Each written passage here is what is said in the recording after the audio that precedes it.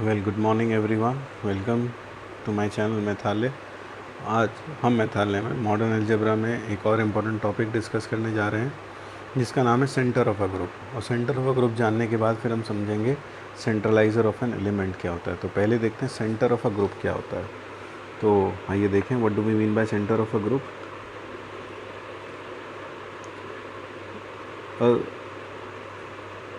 Centre of a group ZG,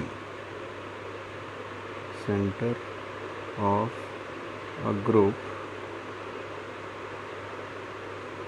G denoted by ZG is the subset of all elements of G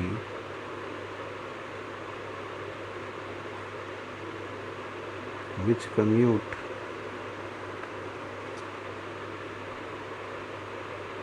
with every element of G.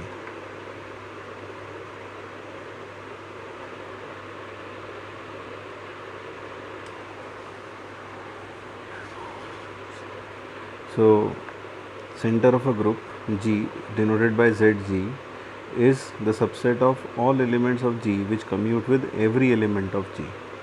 यानी कहने का मतलब जो ZG होगा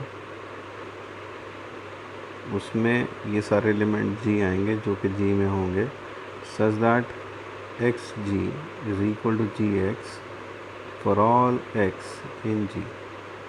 यानी वो सारे एलिमेंट्स का कलेक्शन जो G के हर एलिमेंट के साथ क्या करें, कम्यूट करें। ऐसे एलिमेंट्स का कलेक्शन क्या कहलाता है, सेंटर ऑफ अ ग्रुप। तो अगर ग्रुप, तो यहाँ पर एक इम्पॉर्टेंट बात, अगर ग्रुप अबेलियन है, if G is abelian then clearly center of a group, center of group क्या होगा इस केस में, ZG will be equal to G itself, क्योंकि G का हर एलिमेंट बाकी सभी एलिमेंट के साथ कम्यूट करेगा। तो इस केस में सेंटर क्या हो जाएगा, पूरा G हो जाएगा। तो यानी अगर ग्रुप अबेलियन है तो उसका सेंटर पूरा का पूरा वही ग्रुप बन जाता है, that is the centre of this group. अब सवाल उठता है, इस सेंटर ऑफ अ ग्रुप सब ग्रुप, क्योंकि सबसेट तो है। तो अब अगले क्वेश्चन का हम जवाब देते हैं यहाँ पर। Let us answer this problem, is centre of a group a सब ग्रुप। तो the answer to this is affirmative, yes, the centre of a group is its sub group. तो चलिए देखते हैं ऐसा क्यों होगा। तो लेट अस प्रूव इट। तो प्रूफ देखते हैं कि why is centre of a group a subset of this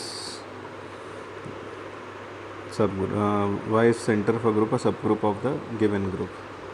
तो let ZG be centre of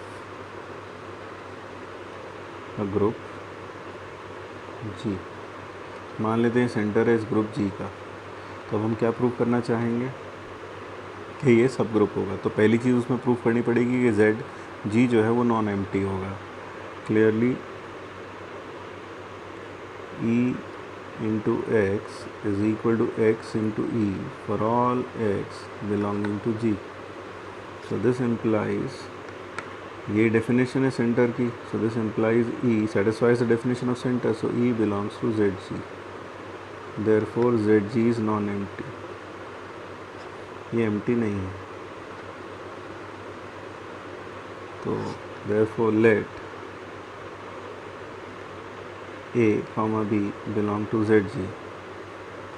So this implies A into X is equal to X into A and B into X is equal to X into B for all X belonging to G.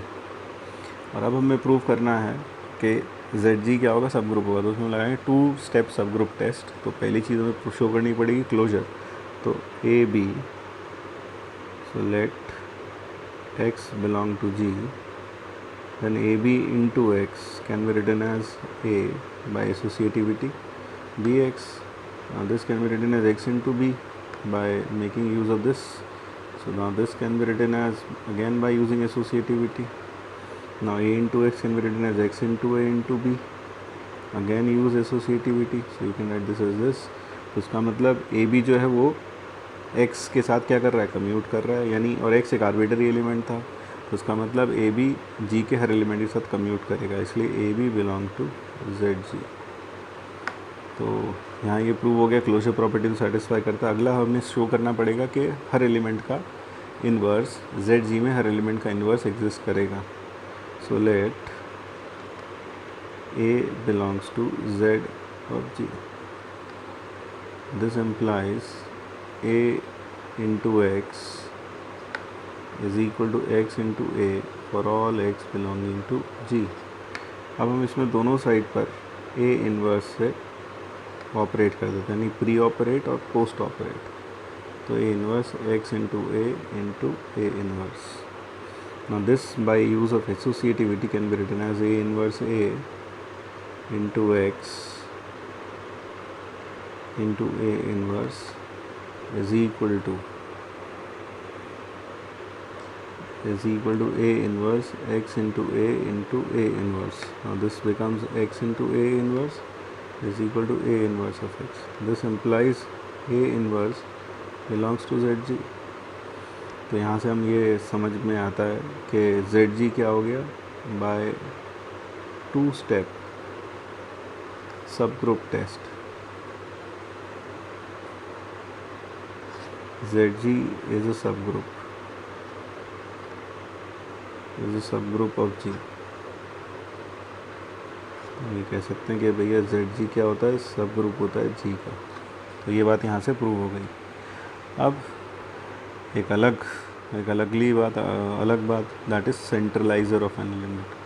तो इसकी definition काफ़ी हद तक centre के साथ confuse करती है, लेकिन ये डेफिनेटली डिफरेंट तो है। What is do we mean by centre of a group? तो let A belong to G या let A be any element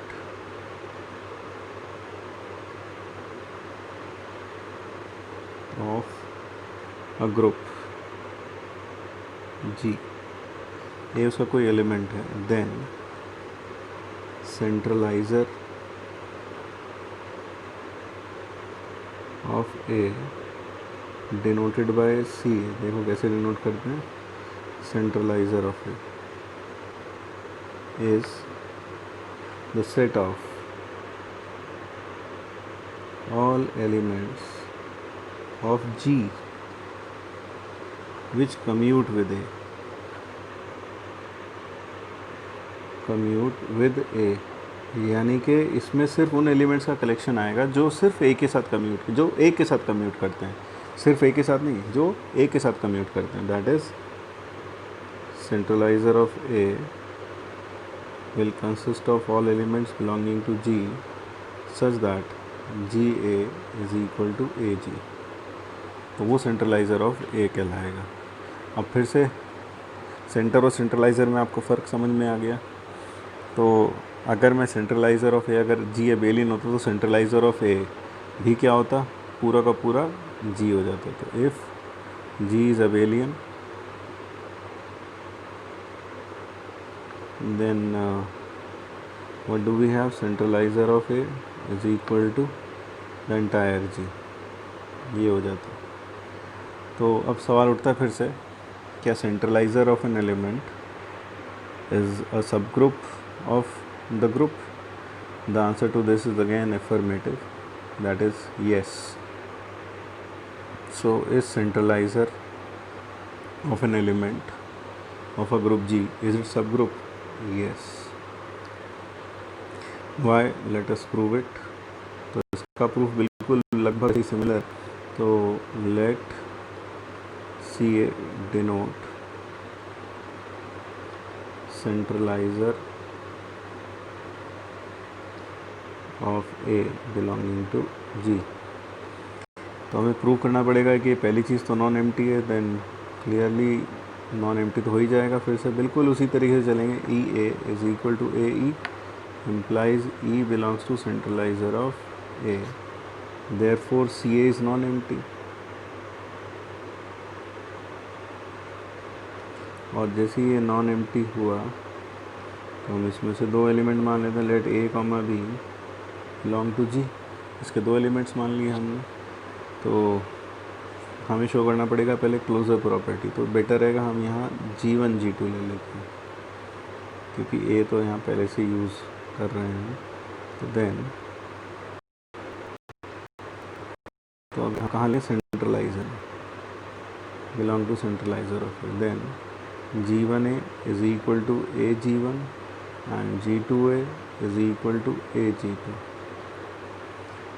तो G1 G2 ऑफ A अगर मैं कैलकुलेट करूँ G1 G2 इंटू ए, तो फिर से इसको वही लिख देंगे G2 into a and this would be G1 into a G2 and written as G1 into a into G2। और फिर से हम कम्यूटेटिविटी का यूज़ करेंगे यहाँ पर, तो ए G1 into G2 and this is a into G1 G2। So this implies G1 G2 belongs to centralizer of A। तो ये क्लोजर तो शो कर रहा है। Next let G belong to centralizer of A, so therefore GA is equal to AG। तो इसमें side पर फिर G इनवर्स से ऑपरेट कर देते हैं, तो G inverse GA into G inverse is equal to AG। this will be G inverse AG, G inverse AG into G inverse, and this will give you, देखिए ये दोनों कंबाइन होकर तो AG inverse is equal to G inverse A। so this implies G inverse किस में आ गया, सेंट्रलाइजर of A में आ गया। so this implies by two step subgroup test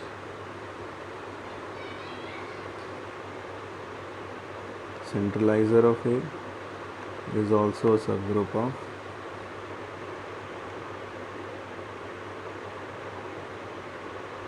G। तो अभी हमने इस वीडियो में दो चीज़ें सीखी, centre of a group and centralizer of an element. Centre of a group और सेंट्रलाइजर ऑफ एलिमेंट जो दोनों हैं वो सब ग्रुप्स होते हैं ग्रुप जी का। ये एक अहम जानकारी हमें इसमें मिली और हमने प्रूव भी किया। तो इसी श्रृंखला में हम आगे और बढ़ते रहेंगे धीरे धीरे करके। मॉडर्न अलजेब्रा में और कुछ टॉपिक्स कवर करेंगे, साइक्लिक ग्रुप, परम्यूटेशन ग्रुप, तो वो सब देखेंगे। तो आने वाले लेक्चर्स में देखते रहेंगे। बस आप हमारे चैनल को सब्सक्राइब करें ताकि आप हमारे किसी भी लेक्चर को मिस ना करें और आपको लेटेस्ट अपडेट मिलती रहे। तो ठीक है, thank you, meet you in the next video.